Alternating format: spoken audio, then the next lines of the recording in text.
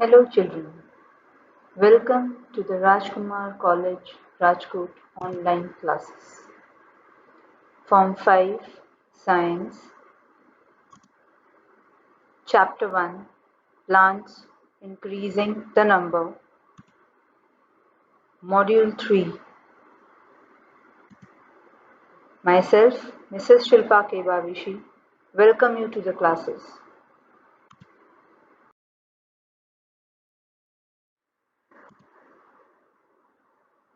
Let us do a quick recap of all that we covered in Module 2. The topic we covered was seed germination. When the seed falls on the ground, it gets required amount of air, water and warmth. This is when the germination of the seed starts. The seed coat breaks and the root grows downwards away from sunlight. Roots develop and shoot grows upward towards sunlight. Cotyledons provide nourishment to the embryo during this period since there is no leaf. Roots and the shoots develop. The first leaf emerges. At this point of time, the cotyledons are used up and therefore they shrink and disappear. The plant further develops and leaves start preparing the food for the plant.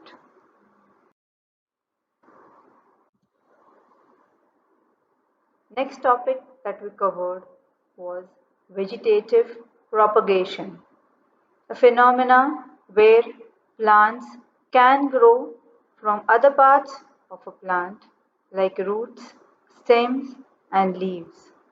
Of course, there are main plants and many other plants who grow from seeds.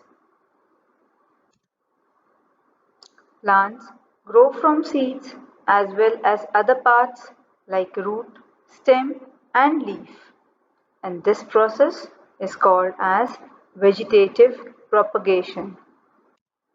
Some examples that we studied are roots. Certain roots are carrot, radish, beetroot, turnip, etc. Stems like rose, hibiscus grow from the stem cuttings, while potato has a special part called an bud or an eye which can grow into a new plant. Onion can grow from the bulb itself. Leaf. A bryophyllum leaf which has outgrowths on the margin of the leaf when planted in moist soil can grow into a new plant.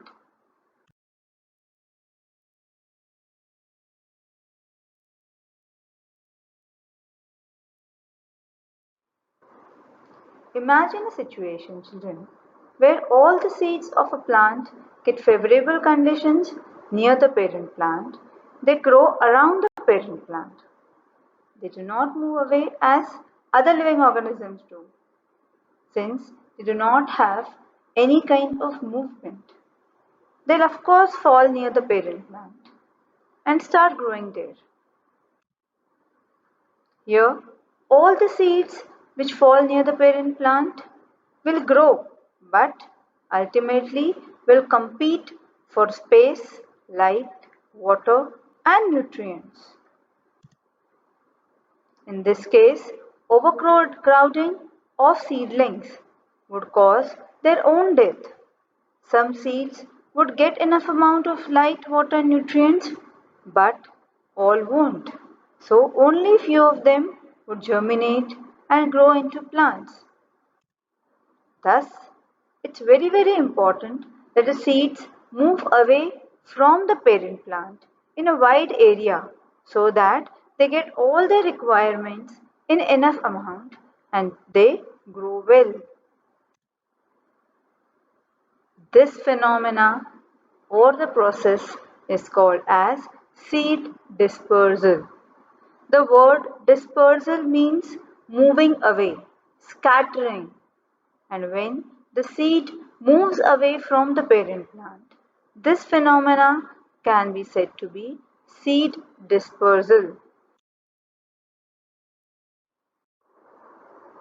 The process of scattering of seeds from the parent plant with the help of the agents of nature is called as dispersal of seeds. Since we know that the plants do not move from one place to another, there are few helping agents of the nature that help this process to be completed. And those agents of nature that help in dispersal are wind, water, animals, including birds and human beings, and explosion, to explode. Let us understand each of these agents in detail.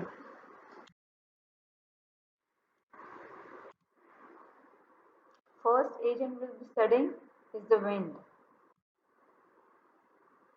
Seeds that are very small and light in weight get dispersed by wind. Wind becomes a medium of dispersal only and only when the seeds are small and light in weight. Some seeds have hairs or wings that help them float in the air. Dandelion and cotton seeds have fine hair attached to them, which act like parachutes.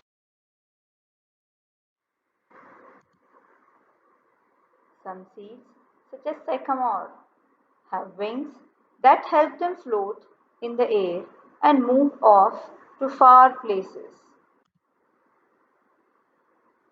Children, in the figure given, you can see the dandelion plant and the sycamore plant.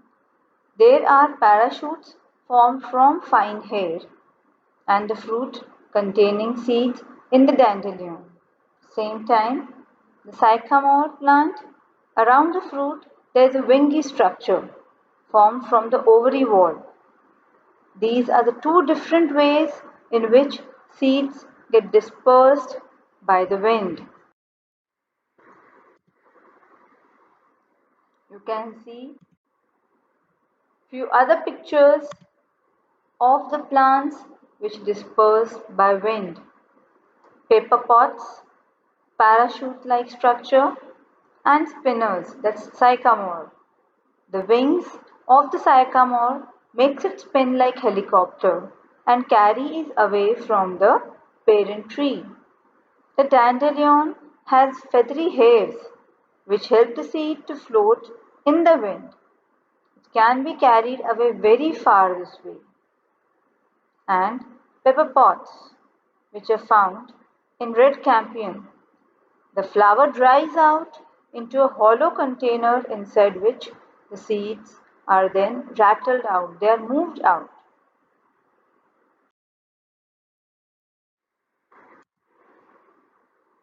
The next agent that we'll be studying is water.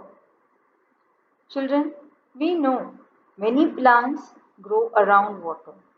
And of course, for them, the agent of dispersal is going to be water.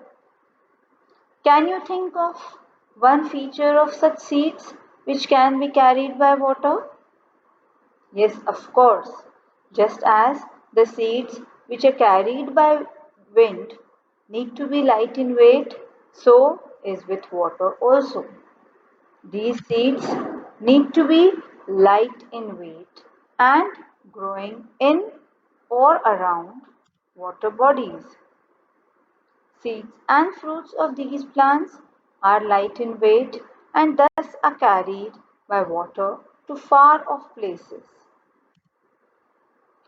Coconuts, mostly found around water, growing around water bodies, are hollow from inside and are covered with rough, hairy structure.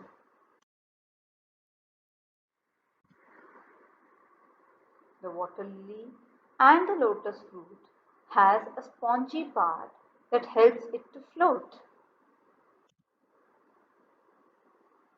The coconut itself is carried by water and dispersed at far off lands where it starts growing.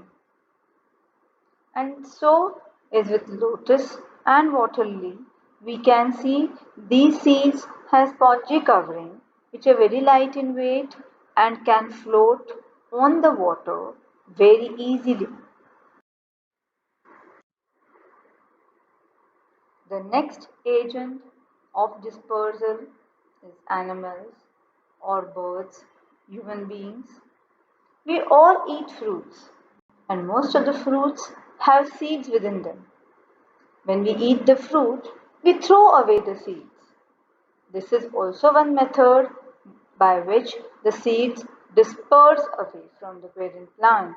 We eat the juicy and fleshy part of the fruit and throw away the seeds. Some of them get damaged, but many of them do grow into new plants. When we eat juicy fruits like papaya, mango, cherry, and guava, we throw the seeds and disperse them. Some seeds have hooks, spines, or stiff hair. These help the seeds to stick to the hair in the bodies of animals, feathers of birds, and also to our clothes.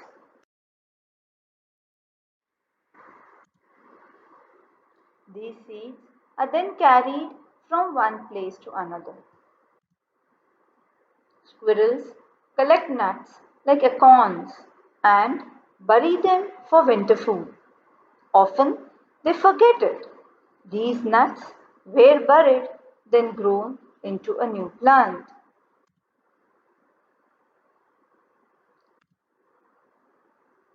We can see in these images that the bird, after eating the fruit, throws away the seeds through its dropping or many a times just crush it.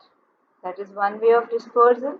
While in the other picture we can see that the seeds get stuck with human clothes and wherever the human beings move, these seeds are carried along with them. There are few other ways of seed dispersal by animal. When the squirrel, as said, buries the nuts and forgets it, and there are certain seeds who have hooks or spines on them that cling to the body of a human being or an animal and move away from the parent plant. The last agent is explosion. Though explosion is an agent which happens in very rare cases, very few plants disperse by explosion, but yet it is also a mechanism by which the seeds disperse from one place to another. Some plants have pods that explode when ripe and shoot out the seeds. This method of seed dispersal is called explosion.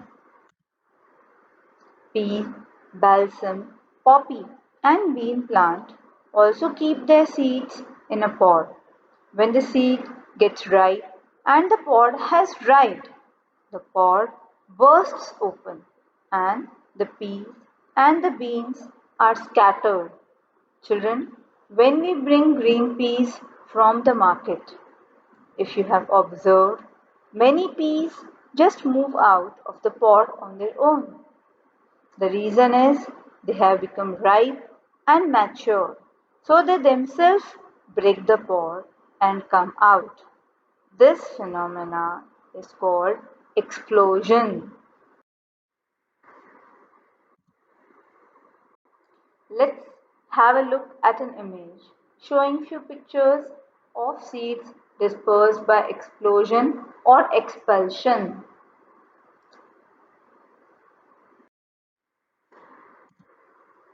The most common seeds dispersed by explosion are green peas, the poppy seeds,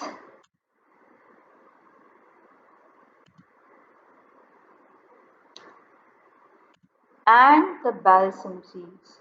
All these three seeds are most commonly found around us and disperse by explosion.